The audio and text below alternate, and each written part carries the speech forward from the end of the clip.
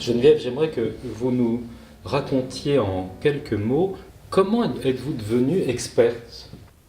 Oh là là, c'est un long parcours qui dure depuis plus de 40 ans aujourd'hui. C'est assez amusant. Déjà, j'ai épousé un antiquaire. Donc c'est une passion partagée avec mon époux. Nous faisions beaucoup de mobilier, car un antiquaire, c'était celui qui vendait du meuble, qui vendait des tableaux, qui vendait des objets. Moi, à la base, j'ai une petite formation scientifique, passionnée par les pierres, je l'ai toujours été. Puis la vie a fait que très jeune, j'ai croisé le chemin d'une dame qui était une vieille antiquaire en bijoux, qui avait commencé avant la dernière guerre, et qui un jour, entrant dans ma boutique où j'avais une petite vitrine avec des petits bijoux, me disait « Mais vous avez de bonnes choses, mais c'est bien, continuez, développez ». Moi je me suis dit « Oui, mais il faut que j'apprenne, mais moi je vais vous aider, moi je vais vous apprendre, moi je vais vous montrer ». Et régulièrement on s'est rencontrés, et elle m'a dit « C'est bien d'apprendre, servez-vous des livres ». Donc j'ai continué. J'ai agrandi de plus en plus ma vitrine de bijoux. Et là, cette dame m'a dit « Écoutez mon petit, voilà, vous vendez du bijou, vous commencez à bien connaître les époques, vous reconnaissez. Mais cette pierre-là, c'est quoi? Et ça, est-ce qu'il est vrai ce diamant? Et ce saphir-là, à votre avis, est-ce que c'en est un? Voyez, moi, c'est la corde qui manque à mon arc. Vous devriez retourner à l'école et vous devriez aller apprendre les pierres. » Eh bien, de ce fait, je suis retournée à l'école. Je suis allée apprendre les petits cailloux, leur histoire qu'ils me racontent quand on les extrait de la terre, quand on va voir dedans et on se dit « Oh, celui-là, il a quelque chose dedans ». Car c'est passionnant, une pierre, surtout quand elle a quelque chose dedans. Moi, quand on me demande une pierre parfaitement pure, bon, elle n'a rien à raconter, hein. C'est sa génétique, ce qu'il y a dans la pierre. Et c'est grâce à ça, à ces petites choses qu'on voit dans les cailloux, qu'on arrive à déterminer la provenance géographique d'une pierre. Et là, je me suis rendu compte que cette dame avait raison. Ben, si on ne connaît pas les pierres, c'est bien beau de connaître les bijoux, mais si vous n'êtes pas capable d'identifier le petit caillou qu'il y a sur le bijou, eh bien, on ne fait pas de bijoux. Car les gens demandent, est-ce que c'est un vrai? Quelle est cette pierre? Pourquoi cette couleur? Vous devez savoir répondre. Donc je suis retournée à l'école, tout en élevant mes enfants très jeunes, tout en tenant une boutique, tout en aidant mon époux. Pas été facile, mais je vais vous dire, s'il fallait recommencer, je recommencerai. Et j'essaierai de faire mieux. Quand on étudie un bijou, la première des choses, c'est le regard. Se dire, ce bijou est sain, il n'a pas été transformé, il est dans son état d'origine, ça c'est encore mieux. Et si ça n'est pas le cas, on conseille bien sûr de le remettre dans son état d'origine, car un bijou, c'est comme un meuble, c'est comme un instrument de musique, c'est comme un tableau. Il ne faut pas y apporter des transformations, car l'histoire de l'objet est finie, est terminée. On a modifié. On ne peut pas avoir un bijou transformé pour en faire, je sais pas, des boucles d'oreilles et en faire une bague. Notre rôle, c'est aussi de conseiller aux gens de remettre les objets dans l'état d'origine. Le côté technique, c'est ce qui nous permet d'appréhender l'époque, car à certaines époques, certaines techniques se faisaient, ou d'autres se sont faites beaucoup plus tard. Ça nous permet de déterminer l'époque exacte d'un bijou. La façon dont sont taillées les pierres aussi. On ne taillait pas les diamants comme on les taille aujourd'hui. Non pas parce que les tailles étaient mauvaises, c'est qu'elles se sont améliorées pour faire entrer la lumière. Aujourd'hui, grâce au laser, on peut aller souder, faire une réparation à côté d'une gemme très fragile, ce qui était absolument impensable, où il fallait démonter. Impensable il y a encore quelques années, quelques petites années. Est-ce qu'il y a une manière particulière de tailler un bijou à Anvers, en francs, à Paris, ou est-ce qu'on peut retrouver des particularités de mode en fonction de la géographie d'une gemme, par exemple? Ou pas vraiment? Pas vraiment. Paris a été aussi un centre de taille du diamant, tout comme Anvers aujourd'hui, qu'il est toujours. Mais on taillait aussi en Inde. Et puis, si on remonte au XVIIe, XVIIIe siècle, comme je disais tout à l'heure, on a peaufiné, on a arrangé la taille des diamants. Beaucoup de bijoux, quand vous regardez certains bijoux du XVIIe par exemple, la culasse est présentée vers votre œil alors qu'aujourd'hui on la met à l'intérieur. On a fait des tailles avec des facettes qui vont capter la lumière pour permettre à la pierre de briller encore plus. Mais nous avons aussi toutes les pierres de couleur, toutes ces gemmes qui viennent d'Asie, qui viennent d'Amérique du Sud. Toutes ces pierres-là étaient taillées, peut-être taillées en France. Il y a eu plusieurs pays où ont été taillées les pierres. Dans ce cas-là, comment fait-on pour déterminer l'origine d'un diamant, d'un bijou, pour en attribuer le créateur, l'auteur, l'artisan? L'origine du bijou ou l'origine d'une pierre? L'origine du bijou. Alors l'origine du bijou, ce qui nous aide beaucoup, parfois il y a des signatures, mais tout simplement le poinçon de maître. Car comme en orfèvrerie, les artistes signaient leurs pièces par des poinçons de maître, et c'était une obligation d'ailleurs, puisqu'ils étaient taxés. Quand ils avaient terminé un objet, ils devaient l'envoyer au contrôle. On garantissait à l'acheteur, au futur, la teneur en métal, l'or, l'argent, et l'État apposait les poinçons. Nous avons eu des fermiers généraux, et ensuite nous avons eu les services des impôts, ce qu'on appelle la garantie des métaux précieux. C'est tant mieux pour le consommateur. On vous garantit le titrage d'un métal. Et les bijoux, en fonction des poinçons imposés aussi, on peut déterminer l'époque. Car les poinçons ont changé au fil du temps. Je parle notamment en France, mais en Europe en général. Quand on a posé un poinçon d'or à une certaine période, on peut certifier que ce bijou est d'époque. Prenons le cas des bijoux restauration avec la tête de bélier. On sait très bien que ce bijou date de cette époque-là, car le poinçon l'atteste. Et c'est encore mieux lorsque nous avons le poinçon de maître, parce que là, on peut situer parfaitement dans l'époque le temps qu'a travaillé cet artiste, parce qu'on va les appeler des artistes plus que des artisans. Les bijoux étaient faits à la demande, ils étaient faits un par un. On ne faisait pas de la grande série comme aujourd'hui. Et c'est là le charme du bijou. C'est là. Le bijou, c'est aussi une passion, c'est aussi un art, c'est aussi... sont des objets qui ont traversé les époques, c'est symbolique, c'est sentimental. Quelles sont aujourd'hui les jeunes femmes qui ne rêvent pas d'une bague de fiançailles quand elles ont trouvé le prince charmant, ou qui regardent sur la main de leur mère le bijou qui a été offert par leur père lorsqu'ils se sont rencontrés.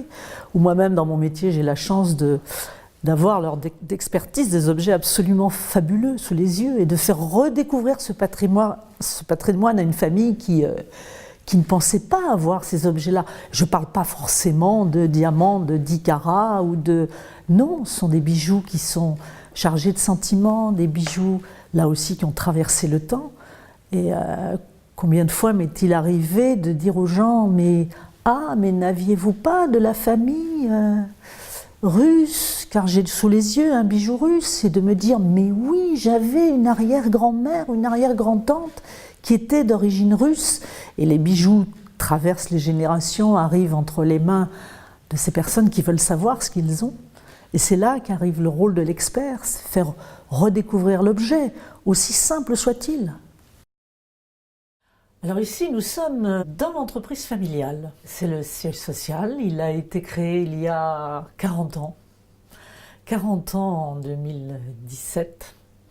C'est pas une mince affaire, voilà. C'est tout petit, c'est un écrin. C'est un écrin pour présenter tous ces bijoux anciens qui sont issus de notre savoir-faire presque essentiellement français.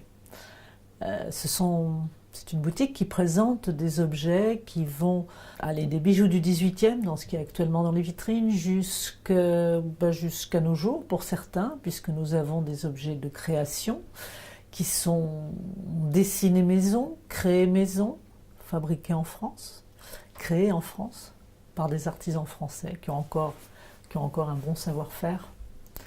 Voilà, donc tout ici est vraiment issu de notre patrimoine. Vous allez présenter plusieurs pièces pendant le Salon de l'Objet d'Art au Grand Palais. Est-ce que vous pourriez avoir la gentillesse de nous en montrer quelques-unes? Oui, tout à fait. Nous pouvons commencer par ce bracelet qui est dans son écrin d'origine, dans son état d'origine, qui représente des camées en pierre de lave, montés sur or, 18 carats. Alors en fait, c'était des objets qui étaient ramenés par les voyageurs, car l'Italie était très à la mode au 19e, on allait admirer l'art italien. Et évidemment, qui dit art italien dit camée, depuis l'époque empire.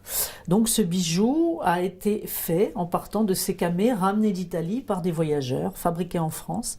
Et on a pu tout à fait déterminer l'époque grâce au poinçon, grâce au maître. Et on sait que c'est un maître français, un artisan français, en 1864. Donc nous sommes en plein sous Napoléon III. Les camées sont antérieures, je pense qu'il avait soit ça dans ses réserves, soit ça a été apporté par des clients, encore une fois, soit tout simplement, ils avaient aussi à l'époque des commerciaux, on dirait aujourd'hui, qui ramenaient des belles pièces d'Italie. Lorsque vous parlez du maître, c'est le poinçon qui vous indique le maître. Tout à fait. Celui qui l'a fait, on appelle le poinçon de maître, qu'il était obligé d'apposer. Son poinçon était apposé à un certain endroit du bijou, là notamment sur le fermoir, sur la partie cliquée du fermoir. Et c'est comme ça qu'on peut déterminer qui l'a fait et à quelle époque. Car il existe des répertoires des maîtres français du 19e, mais aussi antérieurement, tout comme dans l'orfèvrerie. Dès qu'on touchait les métaux précieux, on devait y apposer un poinçon de fabricant. Voilà.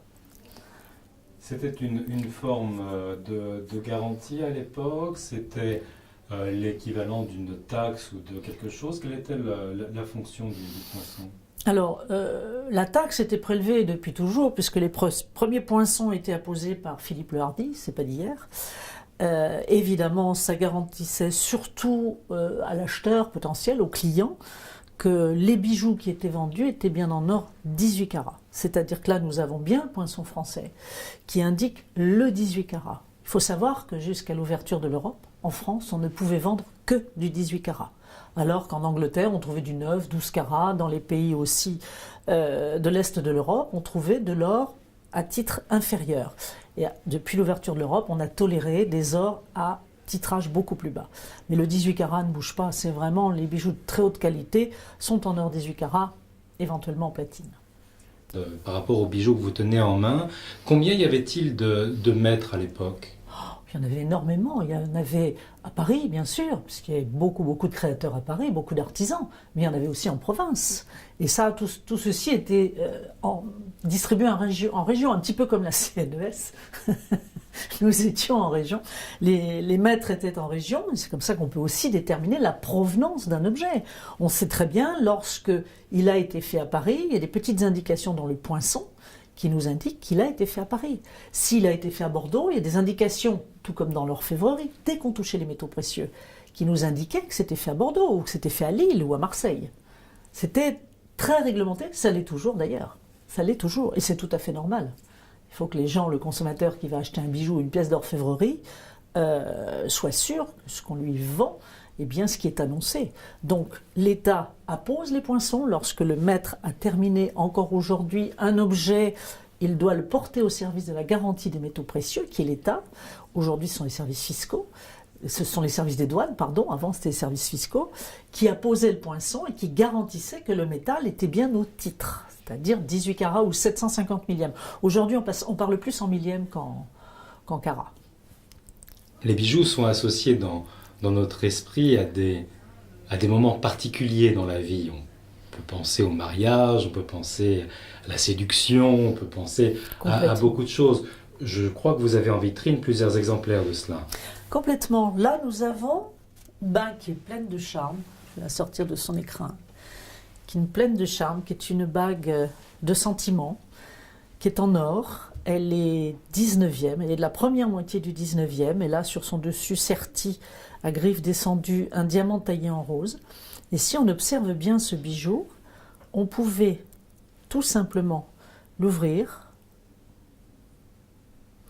et on y glissait la mèche de cheveux de l'être aimé que l'on portait toujours sur soi. On refermait ce bijou Alors sur le dessus, il est serti d'un diamant, mais il est entièrement ciselé. Entièrement, et c'était un travail tout fait à la main.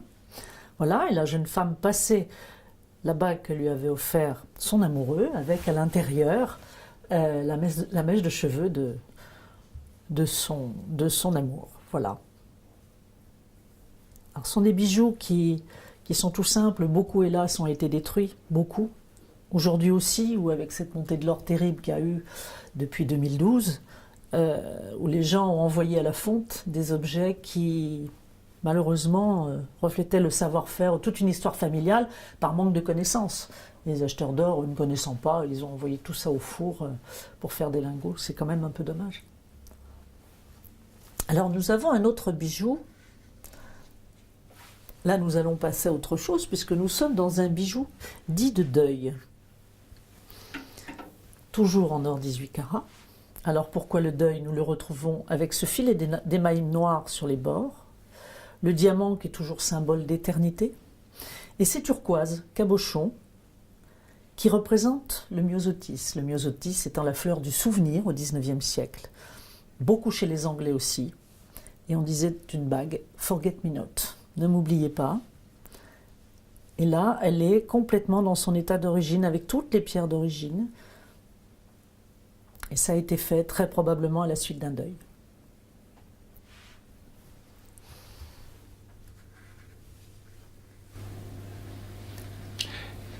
Vous avez l'air ému. Oui, j'aime bien parler de tous ces objets qui ont traversé le temps, tous ces objets qui nous ont été transmis. J'ai eu la chance dans mon métier à travers de nombreuses expertises que j'ai fait depuis des années, de retracer l'histoire et d'ouvrir un peu les yeux et le souvenir aux gens qui se trouvaient devant moi, qui pensaient avoir des choses sans grand intérêt, un peu curieux. Et quand je leur retrace un petit peu l'histoire, ou j'essaie de retracer l'histoire de ce bijou grâce à leurs souvenirs, de ce qu'ils peuvent avoir en mémoire de leur grand-mère ou trouvé dans la cassette de la tante, et que je leur dis « Ah, c'est amusant, ça c'est un bijou qui est de telle époque, ça c'est un bijou qui représente, etc. » J'ai même eu des gens qui m'ont dit « Mais oui, c'est vrai, on a retrouvé un tableau ou une miniature de famille où on voit cette personne de notre famille, cet ancêtre qui porte le bijou. » Voilà. Et très souvent, c'est vrai que c'est chargé d'émotions parce qu'ils redécouvrent les choses. Pour eux, c'était un petit bijou qui n'avait pas un gros diamant ou un gros saphir ou un gros rubis. Et non, mais c'est plein de charme. Ces choses-là, c'est leur passé, c'est notre savoir-faire. Et c'est tout le charme d'une époque. On ne peut plus vous faire des bijoux comme ça aujourd'hui. Pour quelle raison? Mais parce que soit les artisans, il en reste très peu qui sont capables de vous restaurer des beaux bijoux anciens. Il y en a encore, heureusement, il y en a encore, mais qui vraiment arrivent à vous restaurer comme à l'état d'origine des bijoux comme ça. Il n'y en a plus beaucoup. Il n'y en a plus beaucoup, hélas. Que voit-on entre ces deux bijoux? C'est une broche? Ah oui, alors ça c'est une broche qui fait partie de ce qu'on appelle le bestiaire. C'est un petit insecte très à la mode au 19e, dans la seconde moitié du 19e. Là pareil, en or,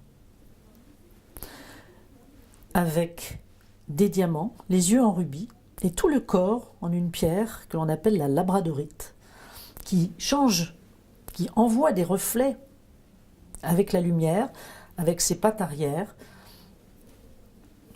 qui sont repliées. Voilà, c'est un très joli bijou qui est dans un état absolument parfait, et qui est très recherché aujourd'hui, très recherché, de ces petits insectes.